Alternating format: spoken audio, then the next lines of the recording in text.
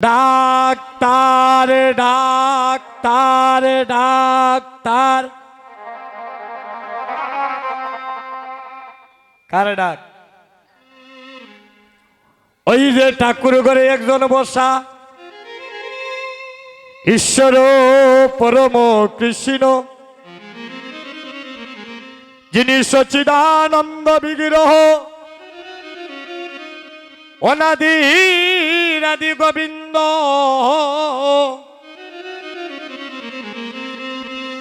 যিনি হচ্ছেন আমাদের সর্বকারণের কারণ। ওই গৌর হরি যেদিন আপনাকে আমাকে ডাকি দিবেন গো, সেদিনই রনে বনে জলে জঙ্গলে, শয়নে স্বপনে নিশি জাগরণে,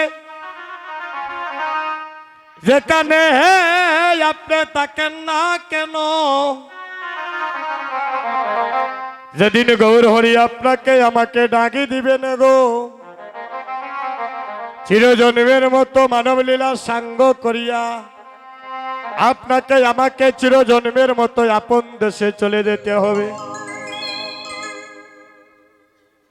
আমাদের আপন দেশটা কোথায় মা? এটা কি আমাদের আপন দেশ দাদা? এটা আমাদের আপন দেশ নয়। আমাদের আপন দেশ হচ্ছে শ্মশানঘাট, যেখানে একবার মানুষ গেলে আর ফিরে আসে না। এই জগতে যেদিন তোমার মানব লীলা সাঙ্গ হবে, যেদিন এই দেহ ছেড়ে তোমার প্রাণ পাখি বাইর হইয়া যাইবে, সেদিন সাদের পুত্র সাদের কন্যা সেদিন শিয়রের পাশে বলে বাবা বাবা বলে কাঁদেবে, কিন্তু সেদিন পিতা নয়ন কুলে ছেড়ে দেখবে না। সেদিন পিতা নয়ন কুলে ছেড়ে দেখবে না, আমার পুত্র আমার জন্য কাঁদিছে। আইরে সাদের মানব জন্ম, এমন দুর্লভ মানব জন্ম আমার বিপলে গেল। যেদিন তোমার মানব লীলা সাঙ্গ হইবে,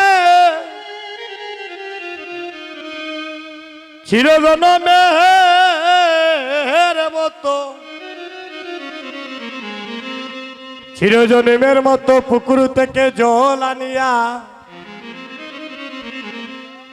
আপনার এই দেহটা সুন্দর করে দৌত করে তুলসী বৃক্ষের সন্মুখে নিয়া চিরজন্মের মতো উত্তর শিয়রে আপনাকে নিদ্রিত করবে। আইরে সাদের মানব জন্ম,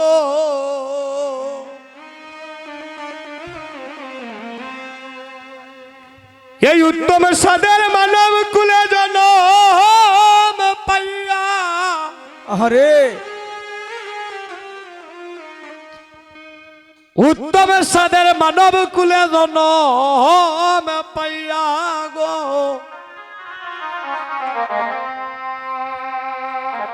হে গৌর হরি, এই জন্মটাই আমার তোমার সেবায় লাগলো না। সেদিন পুকুর থেকে জল আনিয়া চিরজন্মের মতো আমার উত্তরে শিয়রি করিয়া, চিরজন্মের মতো আমার স্নান করাবে। সাদের কন্যা পাশে থেকে পিতা পিতা বলে কাঁদেবে, কিন্তু পিতা সেদিন নয়ন খুলে চেয়ে দেখবে না, আমার সন্তান আমার জন্য কাঁদেছে।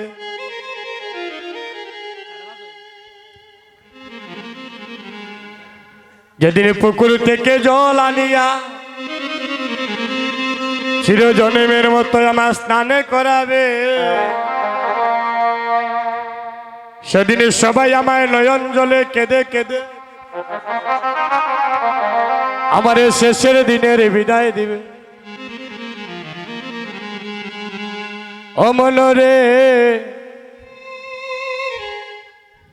তুমি ভাবছো কি রে বইয়া,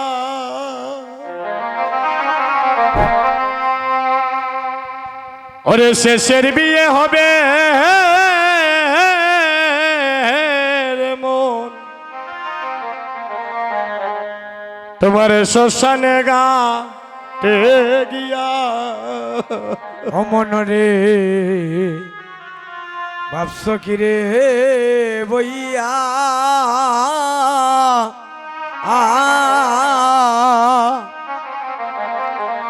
ও তোমার শেষের বিয়া হবে রে মন,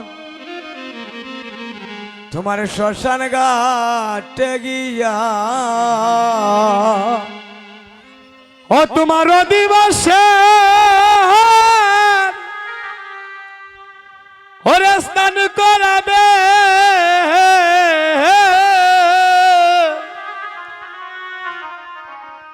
ওরে কলসির জল দিয়া। ও তোমার ও দিবসের চান করাবে, ওরে এক কলসি জল দিয়া। অমন রে তোমার দিবস ওরে স্নান করাবি,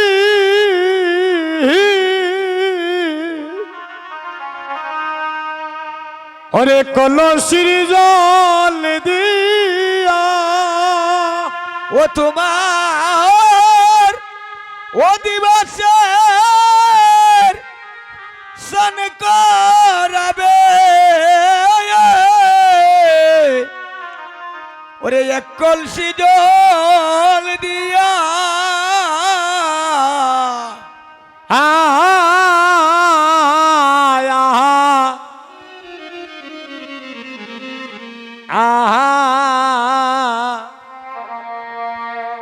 ওরে শেষের বিয়ে হইবে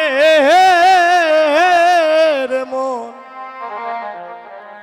তোমার শ্মশানে গাতে গিয়া। ও মন রে তুমি ভাবিস কি রে বইয়া,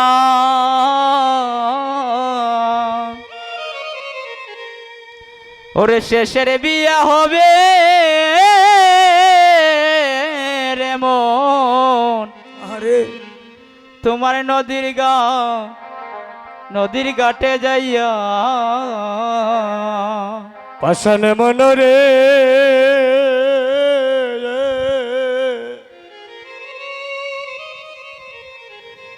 যেদিনে তোমার বিয়ার, তোমার বিয়ার দিবা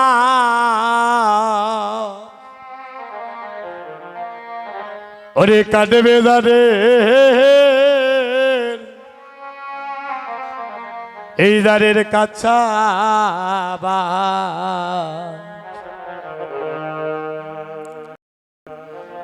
ও তোমার ভাই বন্ধু সকলে মিলিয়া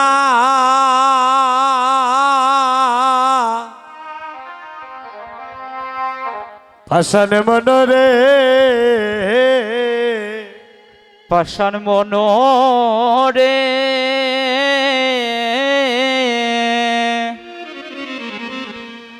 যেদিন তোমার বিয়ার দিবস, ওরে কাটবে সবাই যারে রোবা মনরে, তোমার ভাই বন্ধু সকলে মিলিয়া ও মনরে মনরে সেদিন তোমার বিয়া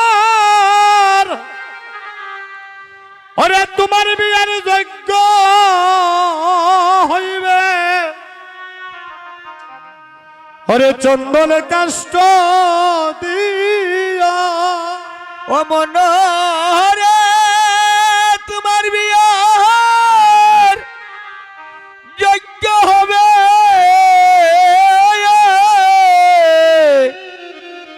ওরে চন্দন কাষ্ট দিয়া আমার সেদিন তোমার বিয়ার ওরে তোমার বিয়ার যজ্ঞ হইবে চন্দন কাষ্ট দিয়া ও মনোরে ওরে তোমার বিয়ার যজ্ঞ হইবে ওরে চন্দন কাষ্ট দিয়া আহা আহা আরে আহা শেষের বিয়ে হইবে রে মন তোমার শ্মশানে গাতে গিয়া ও মনরে তুমি ভাবিস কি রে বইয়া ওরে শেষের বিয়া হবে রে মন তোমার নদীর ঘাটে গিয়া পাশান মনরে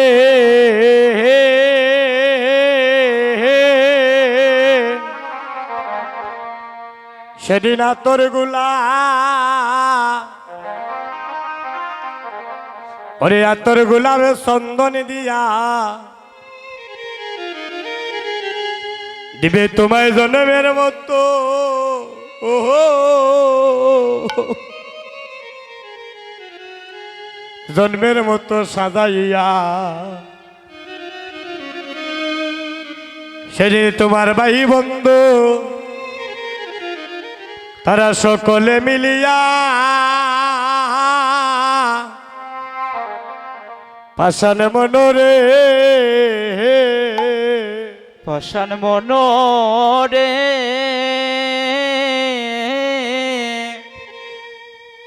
সেদিন তোর গোলাপ চন্দনে দিয়া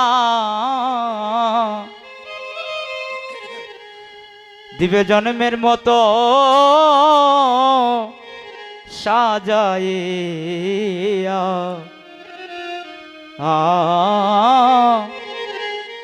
তোমার ভাই বন্ধু সকলে মিলিয়া ও মনরে মনরে আমার শেষের দিনে তোমরা সবে দিও রে বিদায় মধুর কৃষ্ণ নামে শুনাইয়া মনরে শেষের বিদায় দিও রে মন তোমরা কৃষ্ণ নামে শোনাইয়া ওরে শেষের দিনে হয় আমায় দিও রে বিদায় মধুর কৃষ্ণ নামে শুনাইয়া মনরে শেষের বিদায় দিও রে তোমরা মধুর কৃষ্ণ নামে শোনাইয়া আহা আহা আহা ওরে শেষের বিয়ে হইবে রে মন তোমার শ্মশানে গাতে গিয়া ও মনরে তুমি ভাবিস কি রে বইয়া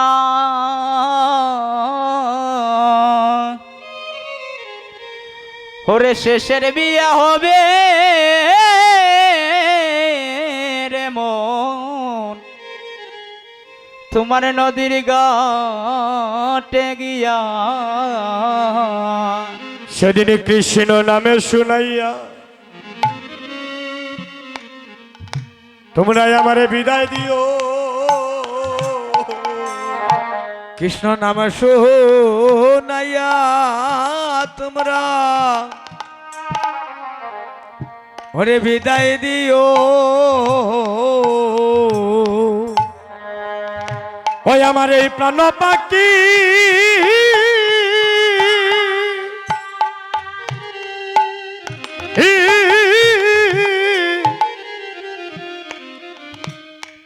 এই প্রাণ পাখি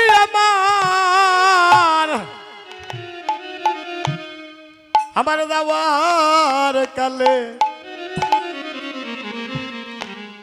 সেদিন তোমরা নাম শুনাইয়া আমারে ওই আমারে বিদায় দিও। ওরে প্রাণ পাখি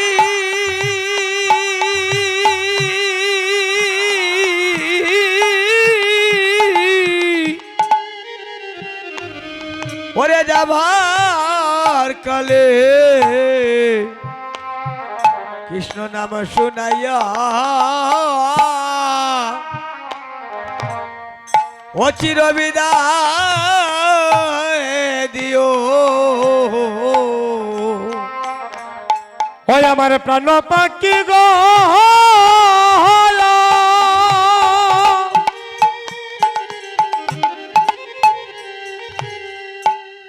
ওই প্রাণ পাখি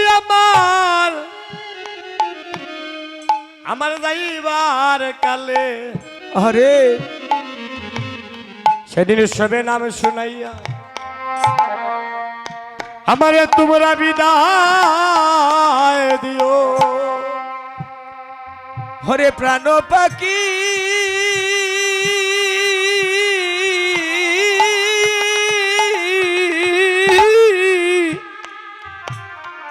যাবার কালে কৃষ্ণ নাম শুনাইয়া আরে ও চির বিদায় দিও। ওই নাম আমার রঙ্গে লেখিও আর কর্ণে শুনাইও অঙ্গে লেখিও আর কন্যা শুনাইও। আমার প্রাণ পাখি যাবার কালে অঙ্গে লিখিও কর্ণে শুনাইও। আমার প্রাণ পাখি ওরে যাবার কালে অঙ্গে লেখিও কন্যা শুনাইও। আরে প্রাণ পাখি আমার যাবার কালে অঙ্গে লিখিও কর্ণে শুনাইও। হরি বল হরি বল হরি পাখি যাবার কালে অঙ্গে লেখিও কন্যা শুনাইও। আরে প্রাণ পাখি আমার যাইবার কালে অঙ্গে লিখিও কর্ণে শুনাইও। প্রাণ পাখি যাবার কালে অঙ্গে লেখিও কন্যা শুনাইও। আরে প্রাণ পাখি যাবার কালে অঙ্গে লিখিও কর্ণে শুনাইও। প্রাণ পাখি যাবার কালে অঙ্গে লেখিও কন্যা শুনাইও। আরে প্রাণ পাখি যাবার কালে আমার রঙে লেখিও আমার রঙে লেখিও ওরে কর্ণে শুনাইও। ভক্তগণ সবাইকে দাদা ওই পথের প্রতীক হতে হবে। যেদিন মানবলীলা আপনার আমার সাঙ্গ হবে দেখবেন চারজনে কাঁধে করে আমাদেরকে শ্মশান ঘাটে নিয়ে যাবে। শিবার সাধে যত গৌর ভক্তবৃন্দ এই যে পঞ্চতত্ত্বের মধ্যে একদম ডান পাশে পাখনা মাথার চুল, সাফ দাড়িয়ালা বুড়ো গোসাই। উনি হচ্ছেন অদ্বৈত, যিনি ছিলেন স্বয়ং দেবের দেব মহাদেব। ওনার কিন্তু বাল্যকালে ছোটবেলার নাম আরেকটা ছিল। ছোটকালে নাম ছিল না কমলাক্ষ। অদ্বৈত প্রভুর পিতার নাম কুপের আচার্য, মায়ের নাম নামাদেবী। ওই সময় আমল ছিল দিব্যসিংহ রাজার আমল। দিব্যসিংহ রাজার আমল। দিব্যসিংহ রাজার কুল পুরোহিত ছিলেন অদ্বৈত প্রভুর পিতা কুপের আচার্য। ওই সময় প্রত্যেক দিন ওই জায়গায় দুর্গা মায়ের পূজা হতো। বারণী স্নানে গেলে দাদা দেখবেন পঞ্চতত্ত্বের মন্দিরের পাশেই এখনো একটা দুর্গা মন্দির আছে। পঞ্চতত্ত্বের মন্দিরের পাশে ওই দুর্গা মন্দিরে প্রত্যেক দিন দুর্গা মায়ের পূজা হতো। একদিন অদ্বৈত প্রভু ওনার পিতার কাছে নিবেদন করলেন, বাবা তুমি প্রত্যেক দিন দুর্গা মায়ের মন্দিরে যাও, আমারও মনে বড় ইচ্ছা আমি একটু দুর্গা মায়ের মন্দিরে যাব। এই যে আপনারা সংকীর্তনে আসলেন গো মা, এখন আপনার সন্তান যদি আপনারা কয় যে আমিও আজকে কীর্তনে যাইতাম, আপনি আনতাম না নি? অদ্বৈত প্রভুর পিতা কুপের আচার্য বললেন, বাবা তুমি দুর্গা মায়ের মন্দিরে যাবে সেটা তো ভালো কথা, আমি আগামী কাল তোমায় দুর্গা মায়ের মন্দিরে নিয়ে যাব। এর পরের দিন পিতার কনিষ্ঠ আঙ্গুলে ধরে, এই আঙ্গুলটার নাম কি মা? এই আঙ্গুলটার নাম হচ্ছে কনিষ্ঠ আঙ্গুল। সন্তান যখন বাহিরে কাজকর্ম করার জন্য যান, মায়েরা ওই আঙ্গুলটার মধ্যে কামড় দেন, ঠিক আছে নি গো? এই 4টা আঙ্গুল কি তা দুঃসল্য গো? এগুলা জানতে হবে। তারপরে কি করেন? বাউ পায়ের নিস্তা কি পদধূলি আনিয়া মস্তকে লেপন করেন, ঠিক আছে নি?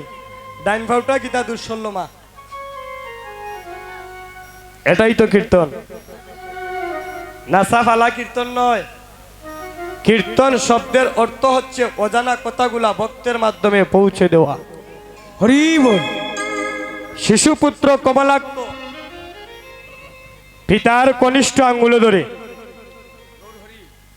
দুর্গা মায়ের মন্দিরের দিকে যাত্রা করলেন। দুর্গা মন্দিরে উঠার সময় কিন্তু এইভাবে সিঁড়ি ছিল, ধাপ ধাপ এগিয়ে সিঁড়ি দিয়ে বেয়ে বেয়ে উঠতে হতো। সবাই গেল, দুর্গা মাকে প্রণাম করলো। ছোট্ট পুত্র কমলাক্ষ দুর্গা মাকে প্রণাম করলো না। হরি বল হরি। দূর থেকে ওই ঘটনাটা দেখতে পেলেন কে? দিব্যসিংহ রাজা। ডাক দিচ্ছে, ও কুপের আচার্য, যাও যাও কুপের আচার্য, তোমার সন্তানকে বলো আমার মায়ের চরণে প্রণাম করার জন্য। এই জগতের সবাই এসে আমার মাকে প্রণাম করলো, কিন্তু তোমার শিশু পুত্র কমলাক্ষ আমার মাকে কেন প্রণাম করলো না? যাও যাও কমলাক্ষ, তুমি যাও আমার দুর্গা মাকে গিয়ে প্রণাম করো। বাবা বাবা গিয়ে সন্তানের কাছে বলছেন, বাবা আমি বাবা হয়ে দুর্গা মাকে প্রণাম করলাম, তুমি আমার সন্তান হয়ে আমার দুর্গা মাকে অপমান করলে, এটা জগতের কেউ মানবে না। ও মায়েরা, এই যে আপনাদের সাথে ছোট ছোট সন্তান আসলো, এখন আপনার সন্তানদের যদি আপনি কইন যে ঠাকুরকে প্রণাম করো, সে যদি আপনারা কয় বলে তোমার ঠাকুর আমার প্রণাম গ্রহণ করবে না, আপনারা সবই কিন্তু তারে মন্দ হইবা। কমলাক্ষ বাবাকে বলছে, বাবা তোমার দুর্গা মাকে আমি প্রণাম করব ঠিক, কিন্তু তোমার দুর্গা মা আমার প্রণাম গ্রহণ করবে না। হরি বল হরি বল হরি বল। দিব্যসিংহ রাজার রাগ উঠে গেল। শুনো, এমন তোমার মধ্যে কি আছে যে আমার দুর্গামা তোমার প্রণাম গ্রহণ করবে না? আগামীকালকে সমস্ত রাজ্য ডুল ফিটাইয়া দেও। অদ্বৈত আমার মাকে প্রণাম করবে, কিন্তু যদি আমার মা তার প্রণাম গ্রহণ করে উপযুক্ত শাস্তি পেতে হবে, আর যদি আমার মা তার প্রণাম গ্রহণ না করে তবেই তার মুক্তি হবে। হরি বল। পরের দিন সমস্ত রাজ্য ডুল ফিটাইয়া দেওয়া হইল। ডুল ফিটাইয়া যখন রাজ্যের মধ্যে দেওয়া হইল গো, বাবার কনিষ্ঠ আঙ্গুলে ধরিয়া আজ ছোট্ট পুত্র কমলাক্ষ দুর্গা মায়ের মন্দিরের দিকে যাচ্ছে আস্তে আস্তে। এই দেখুন মা কনিষ্ঠ আঙ্গুলে ধরিয়া দুর্গা মায়ের সিঁড়ির মধ্যে উঠতেছে। হাজার হাজার ভক্ত ছিল সেখানে সেই ঘটনাটা দর্শন করার জন্য। যেমনি এক পা দুই পা করে সিঁড়ির মধ্যে উঠতেছে, উঠিয়া যেই মাত্র দুর্গা মায়ের সম্মুখে গিয়ে, দুর্গা মায়ের তো একটা মূর্তি ছিল ঘরের মধ্যে মন্দিরের ভিতর, দুর্গা মায়ের মূর্তির সম্মুখে গিয়ে যেই মাত্র কমলাক্ষ মস্তকটা এইভাবে নত করবে, সঙ্গে সঙ্গে দুর্গা মায়ের কাটামটা সম্মুখ হইতে সেদিন পিছন দিকে ঘুরে গেল। হরি বল, হরি বল, হরি বল, হরি বল। মা প্রণাম গ্রহণ করলেন না। কারণ কি? উনি সাইয়া দেখলেন উনি আর কেহ নয়, উনি তো দেবের দেব মহাদেব, আমার স্বামী। আমার স্বামী তো আমায় প্রণাম করতে পারে না। রাধে। সঙ্গে সঙ্গে দিব্যসিংহ রাজা বললেন, বেরি দাও, ওরে বেরি দাও। ওর মধ্যে হয়তো অলৌকিক কোনো ঘটনা আছে, না হয় দুর্গা মা সবার প্রণাম গ্রহণ করলো, একটা শিশুপুত্র কমলাক্ষর প্রণাম আমার মা কেন গ্রহণ করলো না? সাথে সাথে কূপের আচার্য সন্তানটাকে নিয়ে সেখান থেকে চলে গেলেন শান্তিপুরের বাবলাতলায়।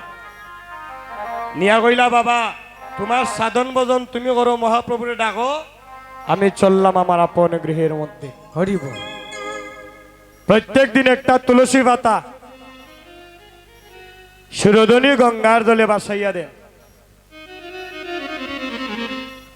ওইটা প্রত্যেক দিন বাইটল দিকে যায়। কোনো খাওয়া দাওয়া নাই গো মা, আহারও নাই, নিদ্রাও নাই। আমরা দেখবা পেটের বুকের যন্ত্রণায় আর ভালো লাগে না। আর অদ্বৈত প্রভু আপনার আমার কথা চিন্তা করে একদিন নয়, দুই দিন নয়, 14 বৎসর গঙ্গার জল আর তুলসী পত্র দিয়ে আমার গৌর হরিকে ডেকেছিলেন। প্রভু একবার এসে কলির জীবের অবস্থা তুমি দেখে যাও। হরি বল, হরি বল। প্রত্যেক দিন সুরধনী গঙ্গার জলে একটা তুলসী পাতা বাসাইয়া দেন। ওইটা প্রত্যেক দিনে বাইটলে দিকে যায়। যেদিন 14 বৎসর পূর্ণ হলো, হঠাৎ করে অদ্বৈত প্রভু লক্ষ্য করে দেখলেন ওই তুলসী পত্রটা উজান দিকে যায়। অদ্বৈত প্রভু মনে মনে চিন্তা করলা, তুলসী পাতাটা কোন জায়গায় যায়, আজকে গিয়ে আমার দেখা লাগবো। উনি নদীর পাড় দিয়ে দৌড়াচ্ছেন, গিয়া দেখেন সিলেটের সচিমাতা সুরধনী গঙ্গার তীরে স্নান করতেছেন। মাকে 7টা প্রদক্ষিণ করে তুলসী পাতা সেদিন মায়ের নাভি মূলে গিয়ে বিলীন হয়ে গেল। হরি বল, হরি বল। অদ্বৈতকে স্বপ্ন বেশে দর্শন করালেন। হে অদ্বৈত, তোমার হুঙ্কারে তোমার ডাকে আমি আর গুলোকে রইতে পারলাম না। আমি কিছুদিনের মধ্যে শ্রীরামের নবদ্বীপে আসছি সচিমায়ের মাতৃগর্ভ সিন্ধু করে। মাতৃগর্ভ সিন্ধু কারাগারে অবতীর্ণ হচ্ছি কলির পাপা হত জীবকে আমি উদ্ধার করার লাগিয়া। হরি বল, হরি বল। আমরা যদি কেউ জন্ম নে সুন্দর করে দেখবা ঘরের মধ্যে প্রেমের মধ্যে তারিখটা আমরা স্মরণে লিখিয়া রাখি, কিন্তু অনেকে সনাতন ধর্মের এখনো জানে না আমার মহাপ্রভু কোন দিন জন্ম নিয়েছিলেন। দুপুরবেলা অনেকে এই জায়গায় প্রণাম করলেন গো। আমি লক্ষ্য করিয়া দেখলাম সুবল মিলন থাকা অবস্থায় এখনো অনেক ভক্ত আমরা জানি না মহাপ্রভুর চরণে কিভাবে প্রণাম করতে হয়। হরি বল হরি বল। এখনো জানি না মা বাবার চরণে কিভাবে প্রণাম করতে হয়, দীক্ষা গুরুর চরণে কিভাবে প্রণাম করতে হয়, দেব দেবতাদেরকে কিভাবে প্রণাম করতে হয় অনেকে জানি না। যদি সঠিক নিয়মে তাদের চরণে ভক্তি না করেন, ওই ভক্তি গিয়ে কোনোদিন তাদের চরণে পৌঁছাবে না। তাই গৌর হরি বল। যদি আপনারা মহাপ্রভুর বিগ্রহকে প্রণাম করেন, মহাপ্রভুর বিগ্রহের সামনে গিয়ে যদি মহাপ্রভুকে প্রণাম করেন, মনে করেন এই ঘরের মধ্যে মহাপ্রভুর বিগ্রহ আছে, হাতের বাম পাশে রেখে এই দিক হয়ে তাকে প্রণাম করবেন। মহাপ্রভুর বেলায় যদি দেব দেবতা তাদেরকে প্রণাম করেন, হাতের ডান পাশে রেখে প্রণাম করবেন। যদি মাতা পিতার চরণে প্রণাম করেন, সরাসরি সোজা প্রণাম করবেন। দীক্ষা গুরু তো মোটামুটি সবার আছেন, বা যারা নিছি না অনেকে নিমু, দীক্ষা গুরুকে প্রণাম করবেন সরাসরি সোজা হবে। তাই অদ্বৈত প্রভুকে স্বপ্নাবেশে দর্শন করালেন। হে অদ্বৈত, তোমার হুঙ্কারে আমি আর গুলোকে রইতে পারলাম না। আমি কিছুদিনের মধ্যে শ্রীরাম নবদ্বীপে শচী মায়ের মাতৃগর্ভে অবতীর্ণ হচ্ছি কলির জীবকে রক্ষা করার জন্য। হরি বল। প্রভু কোন দিন এসেছিলেন? ফাল্গুন পূর্ণিমা তিথি নক্ষত্র ফাল্গুনি শুভ করে জন্ম নিয়েছিলেন আমার গৌর গুণমণি। আরে